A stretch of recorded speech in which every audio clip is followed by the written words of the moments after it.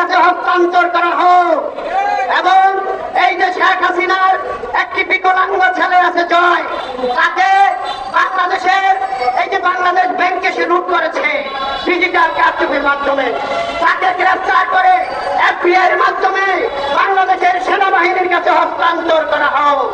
আমি অবিলম্বে শেখ হাসিনার বোন শেখ রাহানা, বাংলাদেশের তৃতীয় ষড়যন্ত্রকারী এবং ভোট ছিনতাই সহ তাকে গ্রেফতার করা হোক।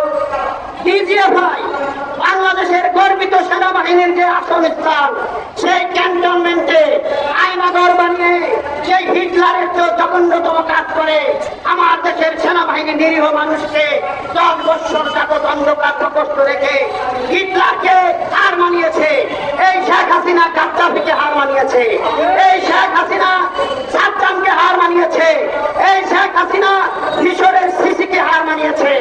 তাই আমরা বলবো শেখ হাসিনাকে, ভারতের এই জঙ্গিবাদী সরকার, এই ধর্মবিদ্বেষী সরকার মোদীকে বলবো শেখ হাসিনাকে লালন পালন না করে দুই বোনকে অবিলম্বে বাংলাদেশের সীমান্তে বাংলাদেশের বিজিবির কাছে হস্তান্তর করা হোক। তা না হলে আপনি দেখেছেন আমাদের ডক্টর ইউনূস উপদেষ্টা বলেছেন, যদি বাংলাদেশে কোনো বিচ্ছিন্নতা করা হয়, বাংলাদেশের শান্তি বিনষ্ট করা হয়, মনে রাখবেন ভারত সরকার আপনার 7 সিস্টার মায়ানমার অন্যান্য এলাকারও শান্তি থাকবে না।